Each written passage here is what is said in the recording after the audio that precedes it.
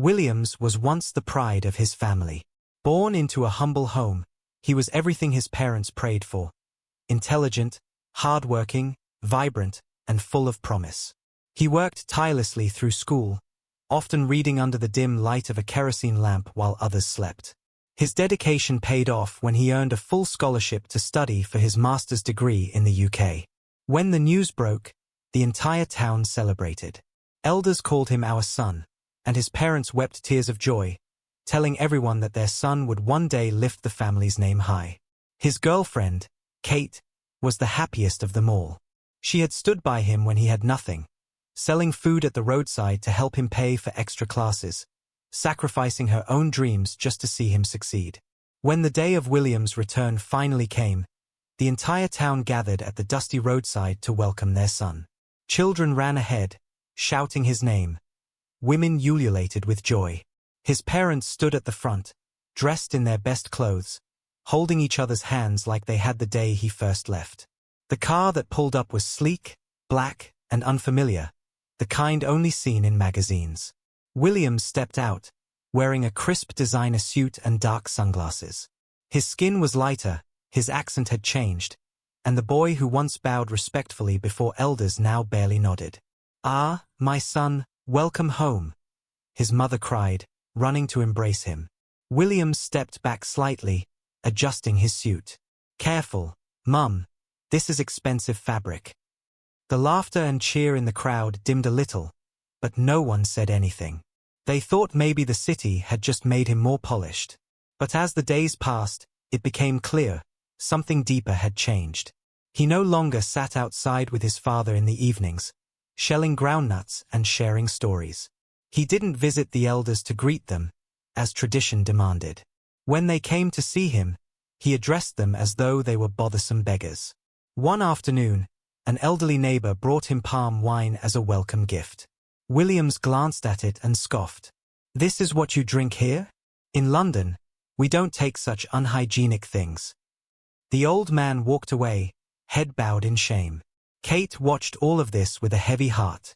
The Williams she had loved had been humble, gentle, and grateful. But the man before her seemed intoxicated with pride.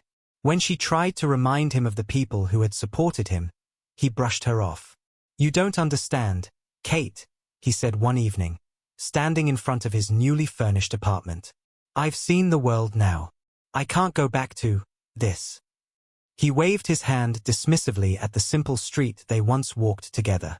Kate swallowed her tears.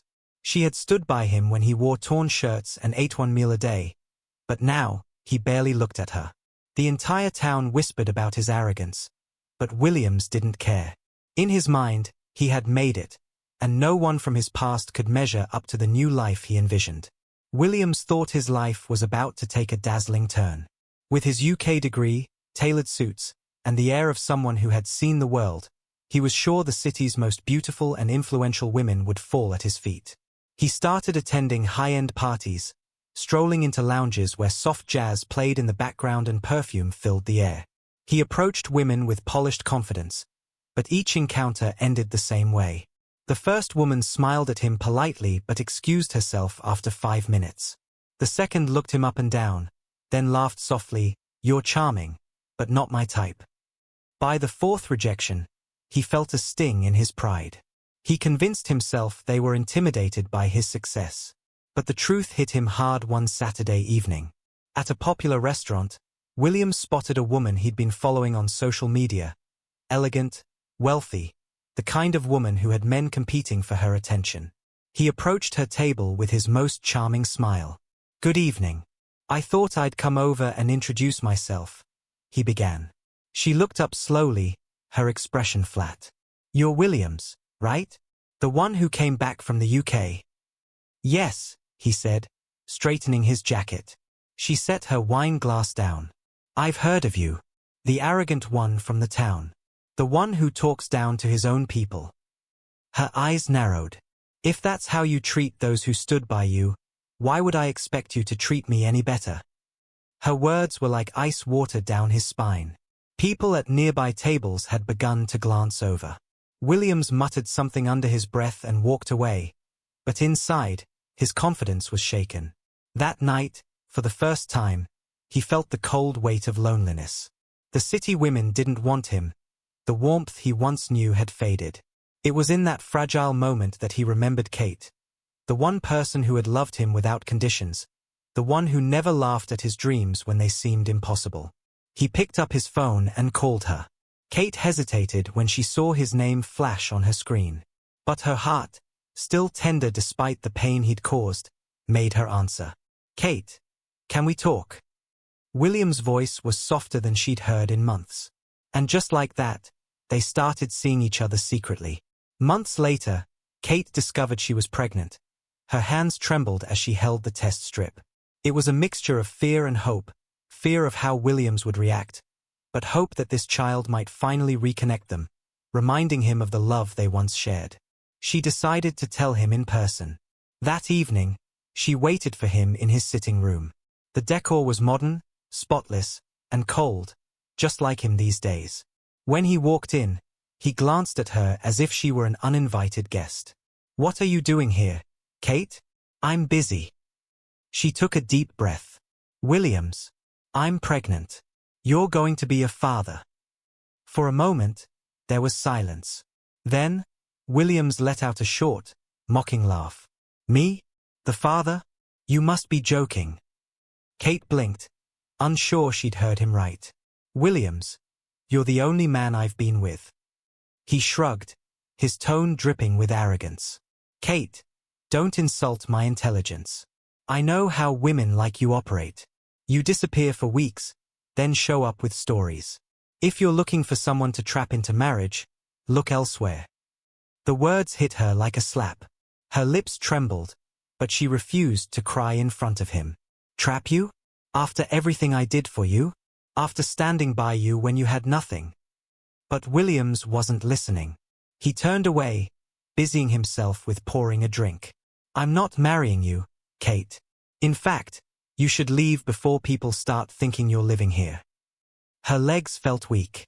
Her vision blurred with tears she could no longer hold back. "Williams, this is your child," she cried. He turned sharply, his eyes cold. "Get out." The shouting woke his parents, who came into the sitting room just as Kate's mother, having heard the commotion, arrived. "Your son has impregnated my daughter." Kate's mother's voice shook with rage.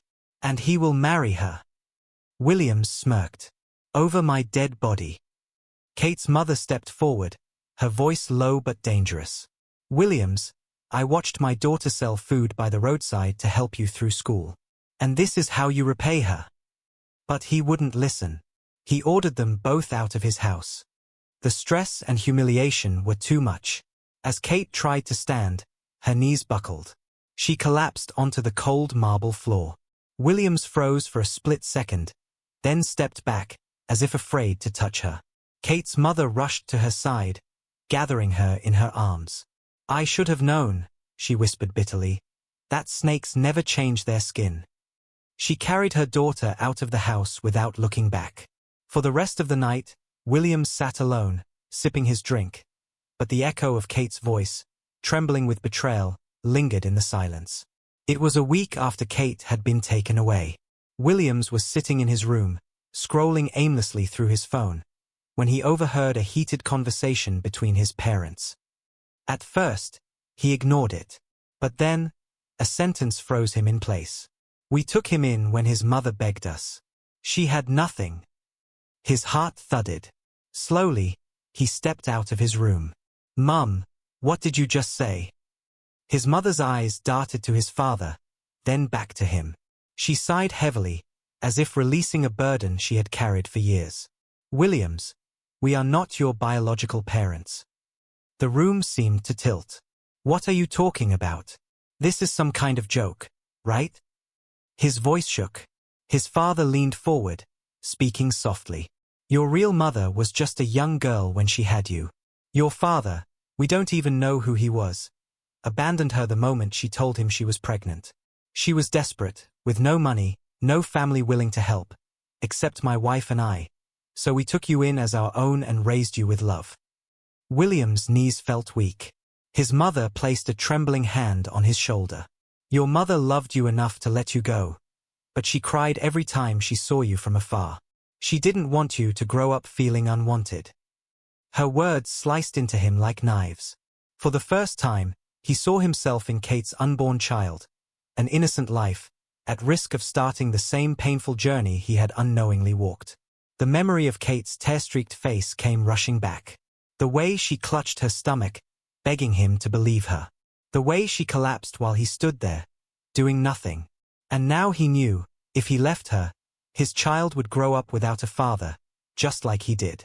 He stumbled back into his room, shut the door, and sank to the floor. His pride, the arrogance he wore like armor, began to crack. All that was left was a deep, aching shame. That night, Williams didn't sleep.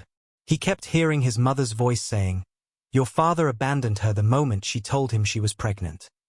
It was as if fate had drawn a cruel circle, and he was standing in the very place of the man he had always hated. Williams knew then, if he didn't make things right with Kate, history would repeat itself, and his child would grow up knowing rejection before love. 4 days after the truth was revealed, Williams moved like a man haunted. His meals went untouched. His nights were restless. Every time he closed his eyes, he saw a faceless man walking away from a crying woman holding a newborn, and in that man's shadow, he saw himself. He thought about the boy he used to be, the one who had longed for a father's embrace, who had listened to other children brag about their dads and smiled as if it didn't hurt. That boy had grown into a man who was now doing the very same thing to his own child. The shame was suffocating. One morning, before the sun rose, Williams dressed simply, no designer suits, no gold wristwatch, and walked around town. People stared as he passed. Some whispered, others looked away. Word had spread about what he'd done to Kate. He went first to the elders he had once insulted. Bowing low, he said, "I wronged you. I wronged my family. I wronged myself. Please, forgive me." Some looked at him with suspicion, others with pity. But no one spoke for a long moment. Then, he began visiting neighbors, one by one. He apologized to old friends, to women whose greetings he had once ignored, to men whose advice he had mocked. But most importantly, he begged them to help him reach Kate. Kate's mother refused to see him at first. "My daughter nearly died under your roof, Williams. Leave us alone." But he kept coming back. He would sit outside their gate for hours, sometimes in the rain, hoping for just a few words. When Kate's mother finally opened the door one evening, his eyes were swollen from sleeplessness. "Mama, please," he said, his voice breaking. "I'm not asking for your forgiveness for my sake, but for my child. I don't want him or her to grow up without a father figure. I know I don't deserve a second chance, but if I can't be Kate's husband, at least let me be my child's father." Kate's mother studied him for a long time, her expression unreadable. "If you truly mean these words, prove it. Not with gifts, not with promises, but with actions." From that day on, Williams began showing up for every prenatal appointment Kate attended, even when she refused to look at him. He brought food to her mother's shop without saying a word. He worked alongside his father in the mechanic shop again, humbling himself in ways the old Williams never would have imagined. He no longer cared about what the city thought of him. His focus was on undoing the damage his pride had caused, even if it took years. And still, Kate's heart remained guarded. When he finally stood before her, months later, he said the words he once thought beneath him. "Kate, I need you more than my next breath. But if you never take me back, I will still love our child with everything I have." For the first time since their breakup, Kate's eyes softened, but she said nothing. The day Kate went into labor, the news reached Williams in the early hours of the morning. He dropped everything and ran, faster than he had ever run in his life. His chest burned, his legs ached, but he didn't care. By the time he reached the hospital, Kate had already given birth. He stopped outside the ward, suddenly frozen by fear. He could hear the faint cries of a newborn from inside. His hands trembled as he pushed the door open. Kate was lying on the bed, exhausted but glowing faintly in the dim light. In her arms was a tiny bundle wrapped in a soft blanket. Williams stood by the door, unable to move. Kate didn't look at him. Her gaze was fixed on the baby, her voice a whisper as she rocked her gently. "Mama's here, my little angel." His throat tightened. Every ounce of pride, every wall he had built around his heart crumbled in that moment. He took a hesitant step forward. "Kate, may I?" His voice broke before he could finish. Kate's mother, who was seated in the corner, studied him for a long moment. Then, without a word, she rose and walked out, leaving them alone. Kate finally looked at him, not with anger this time, but with eyes that held years of hurt. Slowly, she extended the baby toward him. The moment he held his daughter, the world went still. She was so small, so warm, so fragile. Her tiny fingers curled instinctively around his thumb, and he felt something snap inside him. A pain and a joy so intense it was almost unbearable. A tear slipped down his cheek and fell onto her blanket. He whispered to her, voice trembling, "I'm your father, and I'm sorry I wasn't here from the start. But I promise you, I will never leave you. Never." When he looked up, Kate was watching him silently, tears in her own eyes. For a long moment, neither spoke. Then he placed the baby gently back in her arms and knelt beside the bed. "Kate," he said, his voice low but firm, "I don't deserve you. I don't deserve her. But if you give me one more chance, I'll spend the rest of my life proving that I can be the man you once believed I could be." Kate wiped her cheek, her lips trembling. "Williams, I can't marry a man out of pity. But maybe, just maybe, I can marry a man out of hope." Williams stayed on his knees, his hands trembling as they rested on the edge of Kate's hospital bed. "Kate, please," he whispered, his voice breaking, "forgive me. I was a fool. I was blind. I let pride destroy everything that mattered." Kate's gaze hardened. She shook her head slowly, her voice trembling but sharp. "Forgive you? Williams, do you remember what you told me the last time I stood in your house?" He swallowed hard, unable to speak. She leaned forward slightly, her eyes blazing with the memory. "You told me I was nothing but an ordinary secondary school dropout. You looked me in the eye, the same eyes that once believed in you, and you told me I wasn't worthy of you." Williams closed his eyes, the shame crashing over him. "Kate, I didn't mean it." "Yes, you did," she cut in, her voice cracking. "You meant every word. You wanted to crush me. You wanted me to feel small so you could feel big. And you succeeded." Her hands tightened around the baby. "Do you know what it's like to cry yourself to sleep with a child inside you, wondering how you'll feed her? Do you know what it's like to hear people whisper that you trapped a man? The same man you gave up everything for?" William's tears flowed freely now. He reached for her hand, but she pulled it away. "I can't forget that pain overnight, Williams. I carried it every day of this pregnancy. And the only thing that kept me standing was her." She looked down at their baby. Williams bowed his head, his voice barely a whisper. "Kate, I know I destroyed your trust. I know I hurt you in ways I can never fully repair. But please, let me spend the rest of my life trying. I will never look down on you again. I will never make you feel less than the queen you are." For a moment, the only sound in the room was the baby's soft breathing. Kate looked at him, her eyes glistening. "I don't need a man to complete me, Williams. I've already learned to stand without you.